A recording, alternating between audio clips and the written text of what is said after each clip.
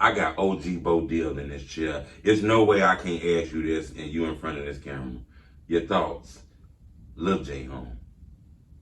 Right. He looked like he rising to the top of the drill charts. Each song he done dropped so far has trended. And I don't see a label behind him. And I'm pretty sure it's hard to trend with the numbers behind your YouTube video. And you don't got a machine behind you. Right. What's the first thoughts to your mind? That he came home and picked up where he left off at. You know what I'm saying? Like, he was doing numbers before he left. Right. You know what I'm saying? But now this my only thing with Lil J. You came home, you got a fresh start. You ain't have to you was doing numbers anyway. You was gonna do numbers anyway. You ain't had to get off into the disrespecting the dead and talking about, you know, the other side and doing all that. You had the perfect opportunity to get out, jump on them tracks, show your talent, and win like that. You know what I'm saying? So I think that set them back to where now it put them back in the mix. Even though, you know, if they called them, they was gonna score, or vice versa, whatever. But when you put that spotlight on yourself, like I'm just a firm believer that God ain't gonna bless that type of shit, man. When you talking about the dead, you start touching souls and start, you know what I'm saying, getting things to come up on you that wouldn't ordinarily come up on you, man. So like, you're gonna take losses, whether it be your life, your freedom, or the people around you lives of freedom. So is it worth it? Like, you know what I'm saying? My thing is, you gotta weigh out the pros and the cons. And if the risk don't outweigh the reward, then don't do it.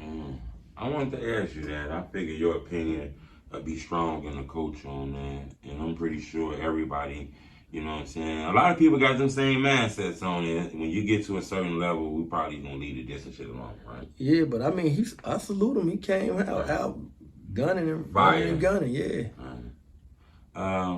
Bo, is I'm looking at this the wrong way? Is the media hyping this up? Is Chicago news doing this because it's trending?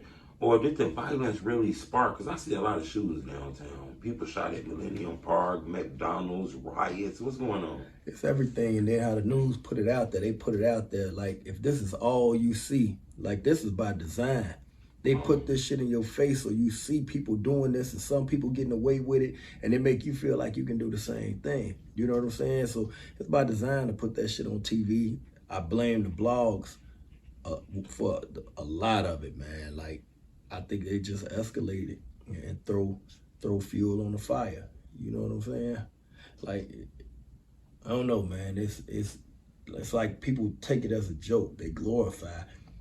You see all these kids, 12, 13, 14, 15 years old, downtown, twerking, little girls twerking on cars and little niggas like, man, causing ruckus and all that shit not cute.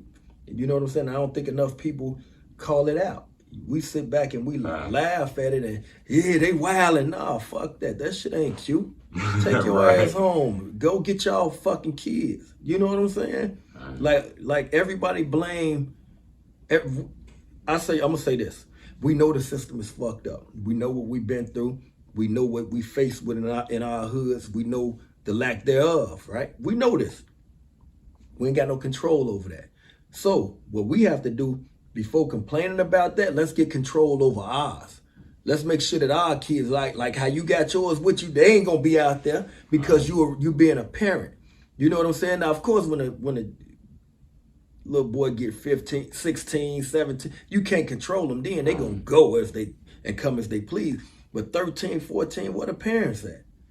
12 years old, carjacking, like what the fuck is going on? You know what I'm saying? It's a lack of parenting. These parents want to be friends with their kids. You know what I'm saying? They want to be on social media. These mamas on here showing their ass, going out to the clubs, trying to pull young niggas, and that's the problem there. You know what I'm saying? People be mad at me for telling the truth, but it's the truth. What changed though? What's the one? I mean, I don't know if it's one thing, but it don't seem like, you know, the world is the same no more. Was that the corona or? I think the pandemic sparked some stuff, but it was already on the way coming. You know what I'm saying? Like when these kids started having kids younger, they not being parents. I don't even go out, but if I do go to a club, man, I see grandmamas in the club with shorts up their ass. You know what I'm saying? How you doing this? You got kids, you know what I'm saying?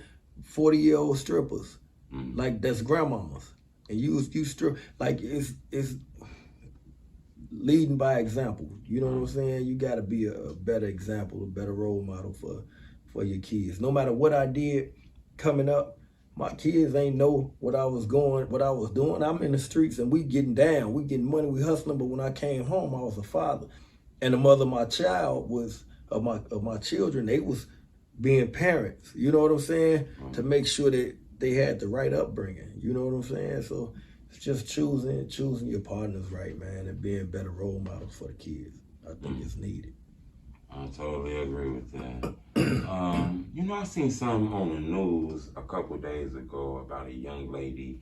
I'm not sure how old she was, but she didn't look no older than 22, 23 years old. But she ended up passing away from taking like a pill that they said had this stuff called fentanyl.